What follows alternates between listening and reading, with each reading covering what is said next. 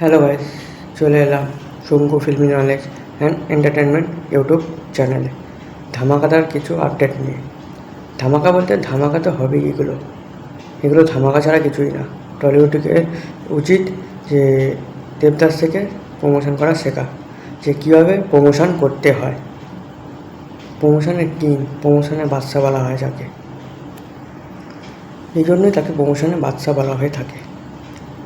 তিনি একের পর এক সারা বছর তিনি খবর হয়ে থাকেন, মানে খবর পড়ে না, খবর দেখে না, খবর তৈরি করে। সেরকম একটা মিডনের ডায়লগ ছিল, সেম ডায়লগটাই তার ক্ষেত্রে প্রযোজ্য হচ্ছে যে তার ছবি বক্স অফিসে হিট করবে না, তার কার ছবি বক্স অফিসে হিট করবে। যে লোকটা সারা বছরই কিছু না কিছু আপডেট দিতে থাকে, কোনো না কোনো ছবি, সে ছোটোখাটো যাই করে থাকুক, সব কিছুরই তিনি আপডেট দিতে থাকেন। সেই জন্যই তিনি বক্স অফিসে এত মাফিয়া হচ্ছে টলিউডে। কারণ মানুষ তো জানতে পারছে না, এটা মানুষরা তো তার কাছ থেকে জানতে পারছে। জানাতে তো মেন জিনিস, সেই জিনিসটা যদি জানতে না পারে, মানুষের কাছে যদি পৌঁছতে না পারে, তাই সেই জিনিসটা লাভ কিছু আছে? লাভ কিছু নেই। সে কিছুদিন আগে বার করেছিলেন যে তার ধূমকেতুর যে ফার্স্ট গান আসবে সেটা লক করে ফেলেছেন, সেটা নিয়ে একটা ছবি পোস্ট করেছে। মানে কন্টিনিউয়াসলি তিনি ছবি পোস্ট করে যান কিছু না কিছু, তা ধূমকেতু হোক, প্রজাপতি 2 হোক, এবং আগে হচ্ছে খাদানের সময় খাদানের দিয়ে আপডেট দিয়ে গেছিলেন। এবারও সেম কেস করে যাচ্ছেন উনি।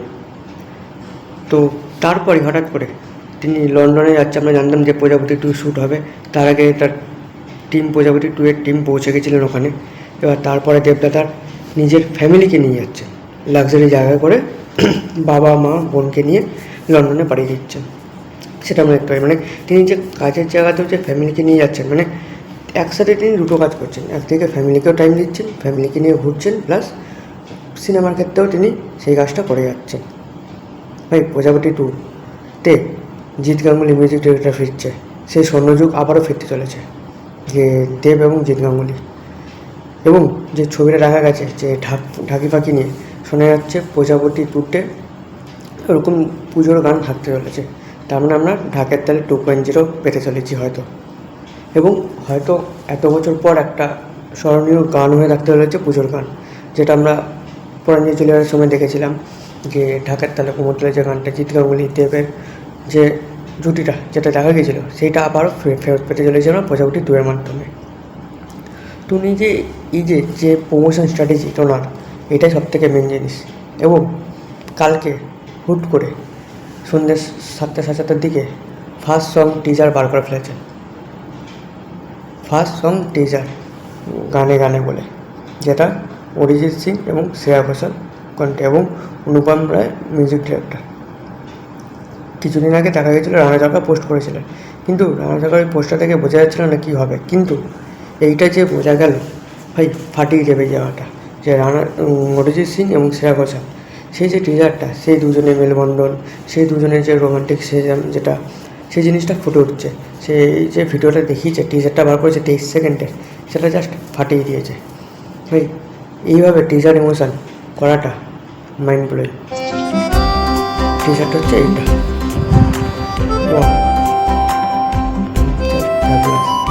কিছু বলার নেই।